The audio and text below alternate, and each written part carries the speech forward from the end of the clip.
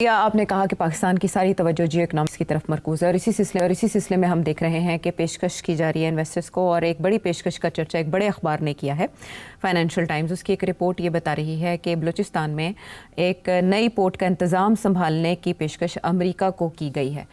कितना अहम समझते हैं आप इस पेशकश को? पहली बात तो ये है कि ये रिपोर्ट जो है ये कोई सोर्सेज नाम लेके नहीं कोट कर रही। फाइनेंशियल टाइम्स में एक उड़ती बात लगा दी है। किस हद तक ये फॉर्मल प्रोपोजिशन है या किस हद तक अभी प्राइवेट सेक्टर वाले ये बातें कर रहे हैं। आपको पता है इस बात का कि अमेरिकन बिजनेस इंटरेस्ट स्पेशली जो डोनाल्ड ट्रंप के करीब हैं, जिन्होंने ये मिनरल्स की बात और क्रिप्टो करेंसी वगैरह की बातें शुरू की हैं, उनकी ज़ाहिर है कोशिश है कि हम और भी कोई जगह पे ऐसी इन्वेस्टमेंट्स करें जहां हमें कोई स्पेशल फैसिलिटीज़ मिल जाए। तो ये मेरा ख्याल है प्रपोज़ल इसी किस्म की किसी कंपनी, प्राइवेट सेक्टर की कंपनी से आई है कि हम पसनी ग्वादर से बलूचिस्तान ऑब्वियसली वहाँ एक नेचुरल डीप वाटर पोर्ट बन सकती है और ज़्यादा पैसे भी नहीं लगने वहाँ एक पर्टिकुलर ऑब्जेक्टिव के लिए वो होनी चाहिए। क्या कि अगर हमने मिनरल्स निकालने हैं केपी से और उनको फिर एक्सपोर्ट करना है, जहाँ अमेरिकन इन्वेस्टमेंट्स अब आ रही हैं, कोशिश की जा रही है, ठीक, तो उसके लिए एक रेल लिंक चाहिए। फिर रेल लिंक के अलावा आपको एक पोर्ट चाहिए जहाँ से वो एक्सपोर्ट हो सके। तो ये एक प्राइवेट सेक्टर की तरफ से प्रपोजल अमेरिकनों को के अंदर ही ये बात हो रही है कि पाकिस्तान के साथ बात की जाए और वहाँ एक डीप वाटर पोर्ट बनाई जाए। अच्छा। और कोई $1-1.5 बिलियन के अंदर वो सिर्फ इसलिए कि जो मिनरल्स एक्सट्रैक्ट कर रहे हैं उसकी वहाँ से एक्सपोर्ट हो सके। कोई बेस वेस नहीं, ऐसी कोई बात नहीं है कि अमेरिकनों को कोई बेस दे देना या ऐसी बात करनी। ये प्रपोजल एक कंपनी से आई है। अच्छा, अब इसमें हमारी तरफ से भी कोई रिएक्शन नहीं है बिकॉज़ ये कोई फॉर्मल नहीं है कोई इशू। अच्छा, मगर मैं एक बात आपसे करूं, और इसमें बिला वजह कोई लोगों के नाम लिए जा रहे हैं, हाई ऑफिशियल्स के नाम लिए जा रहे हैं कि उसका कोई एडवाइज़र है, और ये सब बकवास, ये स्पेकुलेटिव किस्म की चीज़ें। जैसे आपको याद है कि जब ये क्रिप्टो करेंसी की बात हुई थी तो बिलाल का नाम आना शुरू हो गया और उससे रिश्तेदारियाँ निकालनी शुरू कर दी लोगों ने, एंड सो सब नॉनसेंस। तो अब इसी किस्म की चीज़ इसके ऊपर भी हो रही है। और जाहिर है इस इंडिया, क्योंकि ये सर क्रीक के करीब है, एरिया वही है बेसिकली, इधर सर क्रीक है और उधर थोड़ी आगे जाए तो फिर साहिल, हाँ, तो एरिया तो वही है, सदर्न बलूचिस्तान। तो मेरा ख्याल है इसमें शायद इसको जो हवा देने वाली जो शख्सियत है या इंस्टीट्यूशन है, वहाँ इंडिया वाले भी लगे होंगे, ओहो देखो जी ये हो रहा है, अमेरिकन बेस बन रहा है एंड सो। मेरा नहीं ख्याल किसी सूरत में भी Pakistan can agree to American base और anything that looks like an American base. और मैं समझता हूँ दिस इज़ वेरी प्रीमेच्योर और ये काइट फ्लाइंग है। जैसे नहीं वो जी इतना तेल निकल आया और ये हो जाएगा और वो हो जाएगा, ये मिनरल्स को निकालने में 5 साल लग जाएंगे। तो आई थिंक ये काइट फ्लाइंग है just to test the waters. और ये जो आर्टिकल है इसके अंदर भी इशारा किया गया है कि अमेरिका की वहाँ पर वो सिक्योरिटी और चाइना को बैलेंस करना, ये सब नॉनसेंस है। There is no question of balancing China. China is your 80% supplier of everything और China is your long term strategic ally. Investment आती है तो आए, मिनरल सेक्टर में आए ना, रेलवे में आ जाए, बट ये कि जी आपके लिए कोई स्पेशल पोर्ट बनाएंगे, no I don't think so. चलिए, हकीकत क्या है इस रिपोर्ट की जो फाइनेंशियल टाइम्स में छपी, से मुस्तकबिल में क्या होता नज़र आ रहा है आपने जाना। एक और फॉल्स फ्लैग का आपने तस्करा किया, तो फॉल्स फ्लैग से हमें अपना हमसाया ज़रूर याद आता है, भारत। हाँ, मास्टर्स। तो उनकी तरफ से कुछ अरसे से हमने देखा है कि बयानबाजी का सिलसिला शुरू है। चले, उनके जो पॉलिटिशियंस हैं वो तो बयानात देते हैं, धमकियां देते रहते हैं, उनके जो आर्मी ऑफिशियल्स हैं वो भी बढ़ चढ़ के कुछ दावे करना शुरू हो गए हैं, जिससे वो याद आता है कि एक मुक्का लड़ाई के बाद उन्हें याद आ रहा है। राजनाथ सिंह जो डिफेंस मिनिस्टर ऑफ इंडिया हैं, वो सर क्रीक का तस्करा कर रहे हैं कि पाकिस्तान सर क्रीक पर कोई मिस एडवेंचर करेगा तो ऐसा जवाब देंगे तारीख और जोग्राफिया बदल जाएगा। तो आपसे मैं ये जानना चाहूँगी कि ऑपरेशन सिंदूर तो उन्होंने जारी रखा हुआ है, तो ये पाकिस्तान को धमकियाँ क्यों? वो इसलिए क्योंकि अकॉर्डिंग टू इंडिया हम वहाँ अपनी मिलिट्री फैसिलिटीज़ बना रहे हैं सर क्रीक में। अच्छा, सर क्रीक जैसे कश्मीर है ना, सर क्रीक बड़ा पुराना एक डिस्प्यूटेड एरिया है और वहाँ लड़ाई झगड़े भी हुए हैं हमारे पहले और नेगोशिएशंस भी हुई हैं, आर्बिट्रेशन भी हुई है, और मगर मसला हल नहीं होता। ठीक, तो अब पाकिस्तान अकॉर्डिंग टू इंडिया वहाँ पाकिस्तान को अब अच्छे हथियार मिल गए हैं चाइना से एंड सो ऑन, तो पाकिस्तान वहाँ बेस बना रहा है, अपना एक मिलिट्री फैसिलिटीज़ बना रहा है। अब I don't know if this is true और not, but if it is true तो बड़ी अच्छी बात है, पाकिस्तान का हक है जहाँ भी वो चाय बना ले। और अगर वो डिस्प्यूटेड एरिया है तो all the more reason, because जिस किस्म का मूड इंडिया का है वो तो यही सारा वक्त धमकी दे रहे हैं। अभी फिर नरेंद्र मोदी ने ये कहा कि जी ऑपरेशन सिंदूर जो है वो जारी है और हम किसी वक्त ये कर सकते हैं और वो बिहार के इलेक्शंस है ना, तो धमकियां पाकिस्तान को ही दी जाएंगी। तो वो धमकियां भी आ रही है, ऑपरेशन सिंदूर को भी आगे बढ़ाया जा रहा है। फिर उनके चीफ जो फजूल बातें शुरू कर दी हैं, जी हमने 7 गिरा दिए, हमने ये कर दिया, मतलब 4 महीने बाद तो उसे याद आया कैसे 4 गिराते हैं 5 गिरा।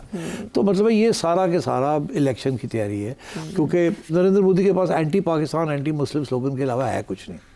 तो अब उसको फिर से रिवाइव करना था, तो इसलिए ये सारा कुछ हो रहा है। और ये सर क्रीक के ऊपर अब इनको याद आ गया कि पता नहीं सर क्रीक में क्या हो रहा है और क्या नहीं हो रहा, तो इसीलिए उसके ऊपर तवज्जो दे रहे हैं कि हम ये कर देंगे वो कर देंगे। तो I would pay not much attention to it.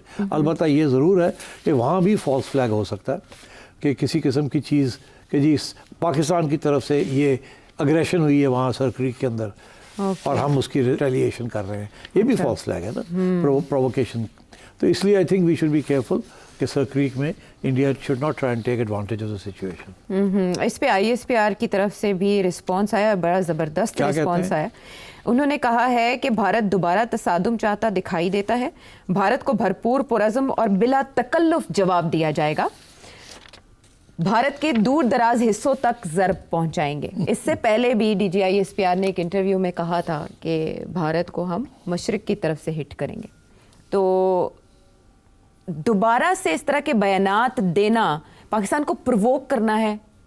नहीं, प्रोवोक तो वो कर रहे हैं ना पाकिस्तान को। वो कह रहे हैं कि जी हम तो पाकिस्तान को नक्शे से उड़ा देंगे, जी जोग्राफिया बदल देंगे, तारीख बदल देंगे। हाँ। तो फिर इसी किस्म का जवाब आएगा ना। और ऐसे में आपको लगता है कि कुछ हो भी सकता है? मैं समझता हूँ बिल्कुल कॉन्फ्लिक्ट हो सकती है वहाँ, और वो कॉन्फ्लिक्ट है इंडिया शुरू करेगा और प्रिटेंड ये करेगा कि हमारी तरफ से हुई है फॉल्स फ्लैग, क्योंकि हमारा कोई इंटरेस्ट नहीं है किसी किस्म का कि कोई कॉन्फ्लिक्ट हो। हम इस वक्त तवज्जो दे रहे हैं अपनी जियो इकोनॉमिक्स को और जियो स्ट्रेटजी को, हम मिलिट्री कॉन्फ्लिक्ट्स की तरफ से हट रहे हैं। सो इट्स इंडिया जो कि ये इश्यूज बना रहा है। तो इसलिए आई थिंक हमें ख्याल रखना चाहिए कि वहाँ सर क्रीक में अब कोई फॉल्स फ्लैग ना हो जाए, क्योंकि वो कह रहे हैं ना कि उन्होंने फोकस कर दिया सर क्रीक के ऊपर, और अगर आपने ये किया और हम ये कर देंगे वो कर देंगे ये कर, तो इसका मतलब है अगर फिर कुछ करना हुआ तो वो फॉल्स फ्लैग ना वहाँ कुछ कर दें। So we need to be very careful. अच्छा, इसमें पाकिस्तान के ऊपर चढ़ाई करना या ऐसे बयान देने का मकसद भारत का अंदरूनी दबाव भी है, जो टैरिफ को लेके उसको सामना करना पड़ा है, या मजीद ब्रिगेड को हम देख रहे हैं, TTP को देख रहे हैं, और बलूचिस्तान में जो और ग्रुप्स हैं इस तरह के, उनके को लिस्ट में अमेरिका की भी दहशतगर्द तंजीमों की लिस्ट में शामिल कर लिया गया। चाइना की तरफ से भी एक पुश है कि इनको आप एनलिस्ट करें। तो ये दबाव भी भारत के अंदर मौजूद है, जिसकी वजह से पाकिस्तान को इस नौइयत की धमकियों का सामना करना पड़ा है। हाँ, ऐसे ही है ना। बलूचिस्तान और KP में जो देखिए, भारत के पास जो लेवरेज है वो यही है ना, TTP और BLA। इसीलिए ये जो तंजीमें इनकी तरफ से तेज़ रफ्तारी अब हो गई है, they are taking more, giving more attacks. तो और उनके पास क्या है? कुछ भी नहीं है। उनको पता है कि अगर वो और कुछ करेंगे मिलिटरीली तो हम रिस्पॉन्स करेंगे। यहाँ हम डिफेंसिव है, बिकॉज हमारे लिए ऑप्शन क्या है?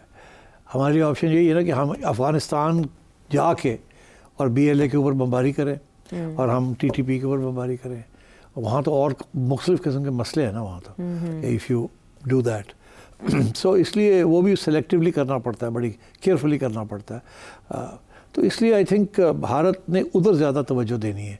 मगर ये फॉल्स फ्लैग बिल्कुल कर सकता है, बिकॉज देखिए ना, इनकी जो फ़ौज है ना, आर्म फोर्सेस, वो इस वक्त जैसे कहते हैं ना, ज़ख्मी है, वुंडेड है, उनकी प्राइड वुंडेड है। वो बदला किसी न किसी तरीके से लेना चाहते हैं, बिकॉज उन्हें भी इस बात का एहसास है कि हमारी पब्लिक जो है ना, वो हमारी सारी बात मान नहीं रही है। पब्लिक कह रही है कि हमारी पिटाई हो गई, तो किसी न किसी तरीके के साथ हमें कुछ करना है। और वो ढूंढ रहे होंगे, प्लान्स बन रहे होंगे, इधर ये कर सकते हैं, इधर ये कर सकते हैं, इधर फिर उधर से दूसरी काउंटर गेम प्लेइंग कर रहे होंगे ना, कि अगर हम ये करते हैं तो वो क्या करेंगे पाकिस्तानी। तो इधर भी ये होगा कि अगर यही करते हैं तो हम ये करेंगे, ये करते हैं तो हम ये करेंगे। तो ड्राइंग बोर्ड्स के ऊपर दोनों आर्म्ड फोर्सेस बैठी हुई हैं सिनारियोज तैयार करके।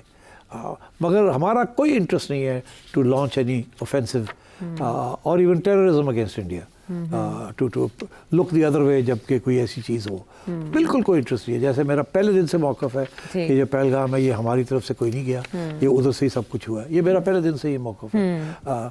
हमारा इंटरेस्ट ही नहीं है, हमें हर्ट करता है। हम इस वक्त इकोनॉमिक्स की तवज्जो देना चाह रहे हैं, हमारे यहाँ गुर्बत है, बहुत से मसले हैं, हम उनकी तरफ तवज्जो देना चाह रहे हैं। तो उसको डिरेल करना इंडिया की कोशिश है कि उसको डिरेल किया जाए। इंडिया की कोशिश है कि हमें कॉन्फ्लिक्ट के अंदर इन्वॉल्व किया जाए, ताकि फिर दुनिया के लोगों जी ये पाकिस्तानी जो है फिर ये कर रहे हैं, और हमारे जो सारे इंटरनल प्लान्स हैं फॉर कंसोलिडेशन, स्टेबिलिटी, डेवलपमेंट, वो सारे डिरेल हो जाए। It's in India's interest, not hours. तो हम कभी भी नहीं पंगा लेंगे, हम कभी नहीं इस किस्म की कोई चीज़ करेंगे, मगर इंडिया चाहता है कि आप करें, अगर नहीं करेंगे तो हम करवाएंगे और फिर आपको विल टेक यू ऑन। अच्छा, इससे पहले जब मई में मामला हुआ तो अमेरिका की तरफ से ख़ास दिलचस्पी ली गई और उसके बाद बार बार सीज़ फायर करवाने का क्रेडिट भी लिया गया। इस तरह की धमकियों के बाद कि उनके आर्मी चीफ भी कह रहे हैं ऐसी कार्रवाई होगी, पाकिस्तान को सोचना पड़ेगा कि दुनिया का हिस्सा रहना चाहता है या नहीं, और वज़ीर दिफा ये कह रहे हैं, वज़ीर आज़म ये कह रहे हैं, क्या अमेरिका की तवज्जो इस तरफ मबजूल कराई जा सकती है? नहीं, मेरा ख्याल है वो इस वक्त डोमेस्टिक प्रेशर बहुत ज़्यादा है। नरेंद्र मोदी की पोजीशन कमज़ोर हो गई है, कांग्रेस गांधी की पोजीशन बेहतर हो रही है। नरेंद्र मोदी और उसकी फॉरेन पॉलिसी जो है वो क्रिटिसाइज़ हो रही है इवन इनसाइड इंडिया, जो पहले शुरू के दिनों में नहीं थी, बाद में आहिस्ता आहिस्ता जब हकीकत पता चलनी शुरू हुई तो वो भी there he is under attack, he is feeling weak. तो जब ये ऐसे होता है तो सियासतदान इस किस्म की चीज़ें करते हैं जो भी और अब वो इलेक्शन जो है, अगर वो इलेक्शन हार जाता है तो बीजेपी इज़ आउट। आप समझे, एक ये नहीं कि उसकी गवर्नमेंट गिर जाएगी, मगर इसका ये मतलब है कि टाइट टर्न हो गई है। अब इसके बाद they can not expect to win any election, अब कहीं और जा रहा है, मूड, पब्लिक का मूड फ़र्क हो गया। तो हमेशा हर जगह पे जब इस किस्म की कोई क्राइसिस पार्टी फेस करती है तो हमेशा एक्सटर्नल फैक्टर नेशनलिज्म की तरफ उभरती है या रिलीजन की तरफ उसको ले जाया जाता है, ताकि लोगों के आंखों के ऊपर अंधेरा करके और उनको ब्रेन वॉश किया जाए ऑन आइदर नेशनलिज्म और रिलीजन। तो इंडिया के अंदर both religion, BJP, Hindu, and nationalism, anti Pakistan, तो ये दोनों चीज़ों को अब वो ज़्यादा अहमियत देंगे और भी ज़्यादा देंगे in order to win this Bihar election. ठीक है, इसीलिए आउट ऑफ नोवेयर इस नौइयत के बयानात आ रहे हैं कि वो रीजन्स जिनका तस्करा इससे पहले नहीं आया, भारत वहाँ भी इस तरह की हरकतों की पेशगोई कर रहा है या इशारे दे रहा है। तो ISPR की तरफ से भारत को ये जवाब दे दिया गया है कि अगर नई लड़ाई छिड़ी तो पाकिस्तान पीछे नहीं रहेगा और अब की बार जवाब पहले से भी ज़्यादा ताकतवर होगा, जोग्राफियाई तहफ़्फ़ुज़ की देवमालाई सोच को तोड़ देंगे। तो देखते हैं कि अब इसके पर भारत क्या जवाब देता है।